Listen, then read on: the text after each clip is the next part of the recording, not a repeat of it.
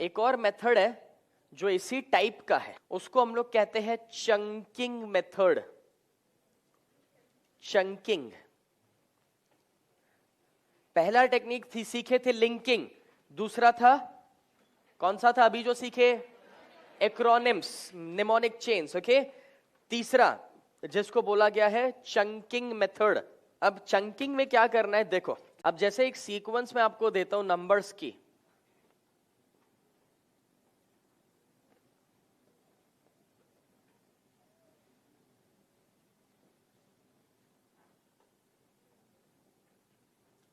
अब अगर इस नंबर को आप डायरेक्ट याद रखने को जाओगे तो थोड़ा मुश्किल होगा ना, बिकॉज डायरेक्ट याद करने को जाओगे तो वो नंबर्स को आई मीन एग्जैक्ट याद रखना मुश्किल, एकदम डिफिकल्ट लगता है। मगर इस नंबर्स को अपने ऐसे तोड़ दे तो देखो तो,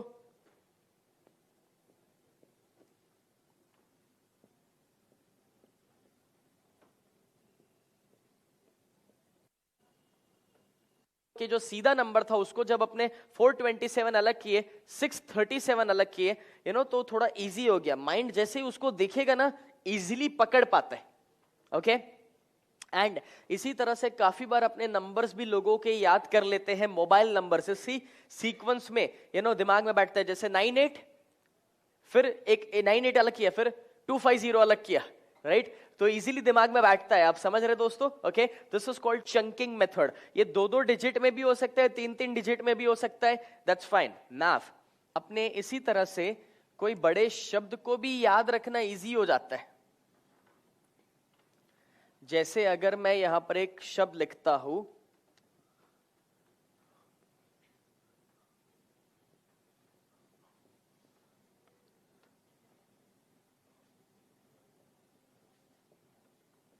मैथमेटिक्स। ओके, अब अगर कोई छोटा बच्चा है जिसको ये शब्द याद करने में मुश्किल हो रहा है तो वो क्या कर सकता है बताए? देखो, मैट प्लस ही plus mat plus x, mat ही मैट एक्स, राइट? सो ये इजीली याद रहेगा, किसी को स्पेलिंग मिस्टेक कभी नहीं होगा अगर वो इस तरह से उसको डिवाइड कर दिया तो। Are you getting me? Right, so it's very simple. तो दोस्तों, मैट कर दिया, ही किया, मैट किया और फिर एक्स किया, right? So it's much more easy. Mathematics को इस तरह से हमने डिवाइड कर दिया। ओके, एक और एग्जांपल लेंगे, एक और एग्जांपल अब आपको करके देना है इसका।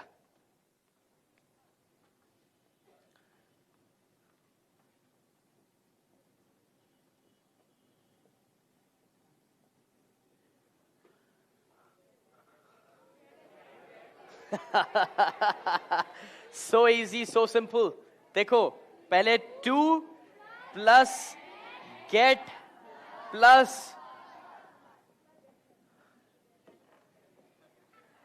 छोटे बच्चे भी सब बड़े हो गए अभी, टू गेट हर, राइट? सो जब आप इसको चंक कर दिए तो कितना इजी हो गया समझना, याद रखना, right? So this is called basically chunking method दोस्तों। ये बहुत सारी जगहों पर आप इसको डाल सकते हैं। Okay, and same thing could happen with important. देखो,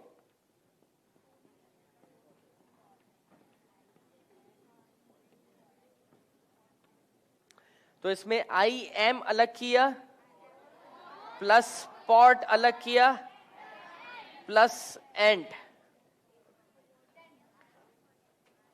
आई am pot and, right? So एकदम इजी होने लगा चीजें, राइट? ओके, उसी तरह से दोस्तों चलो मैं आपको कुछ लिखवाता हूं। नोटपैड खोलो अपने, नोटपैड में लिखो, मैं जितने शब्द बोलते जाओ लिखते जाओ। एप्पल, एप्पल, दूसरा ककुम्बर, ककुम्बर, तीसरा पेपर, चौथा इंक, पेपर के बाद इंक, चौथा उसके बाद कैबेज, फिर banana, grapes, beans, stapler, orange. वापस रिपीट कर रहा हूं, apple, cucumber, paper, ink, cabbage, banana, grapes, beans, stapler, orange. ठीक है ना? अब इसको याद करना है, क्या करोगे? लिंकिंग मेथड नहीं करना है, स्टोरी नहीं बनाओ, चंकिंग यूज करो और एक्रोनिम्स यूज करो और सोचो, कुछ बनाओ, इसका निकलेगा, कुछ निकलेगा।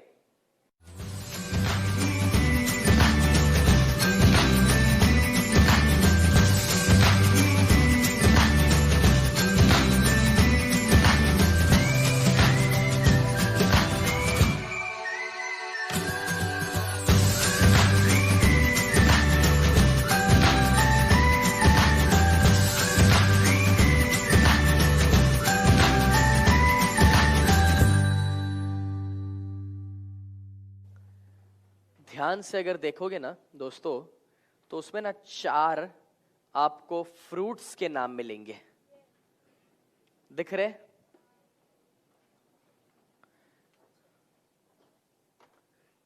फिर आपको उसमें 3 वेजिटेबल्स के नाम मिलेंगे। मिले? कौन से 3 वेजिटेबल्स है?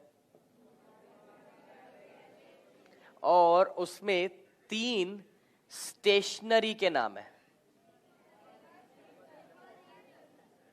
अब उसको ग्रुप बना दिया हमने, इस बार तोड़ा नहीं, इकट्ठा किया कि भी देखो मुझे 4 फ्रूट्स लाने हैं, 3 वेजिटेबल्स और 3 स्टेशनरी आइटम्स है, तो याद करना थोड़ा इजी होने लगा। अब 4 फ्रूट याद करने होंगे तो कितना इजी है? Apple, banana, orange and grapes. Easy हो गया। अब 3 वेजिटेबल्स अगर याद करेंगे तो ककुम्बर, कैबेज एंड बीन्स, और 3 स्टेशनरी याद करें, पेपर, इंक, स्टेपलर। कितना इजी हो गया बताओ? अब यही चीज अगर आपको सब शब्दों को सीक्वेंस में 10 शब्दों को याद करना होता तो मुश्किल रहता। जब आपने सही तरीके का ग्रुप का अरेंजमेंट कर दिया तो उसको याद करना एकदम इजी हो गया। Are you getting? Okay, so इस तरह से आप कोई भी चीजों को लिंक कर सकते हैं और अपने दिमाग में बिठा सकते हैं। Okay, so it's a very beautiful and simple process. अब जो आप 4 फ्रूट्स है उसको आप कर सकते हैं, जैसे कि बॉग या गोब या एबॉग, ऐसा कुछ भी कर सकते ना एक्रोनिम टेक्निक से। एक एक पहला लेटर ले लिया। अब बॉग किया अगर तो B for banana, O for orange, A for Apple, G for grapes. Link मिला, राइट? सो इस तरह से चंकिंग मेथड एक्रोनिम्स के साथ यूज करने से, चंकिंग यानी कि या तो टुकड़े करना या तो इकट्ठा करना, और आपका काम बड़ा ही आसान हो जाता है, राइट?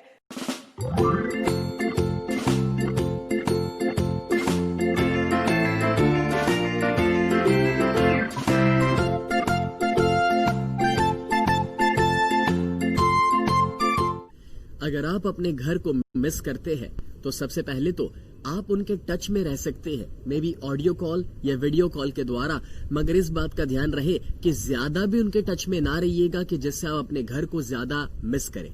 दूसरा, आपको तंदुरुस्त रहना पड़ेगा, क्योंकि अगर आप कभी भी बीमार हुए तो घर की और माँ की याद ज्यादा आने वाली है। तीसरा, अपने आप को ये एहसास करवाइए कि अब दुनिया के जिस भी कोने में आज है, कितने लोगों को ये मौका मिलता है कि वो वहां पर जा सके और लाइफ के कुछ नए एक्सपीरियंसेस को ले सके, तो क्यों नहीं उस एक्सपीरियंसेस के द्वारा आप अपने आप को इम्प्रूव करें, अपग्रेड करें।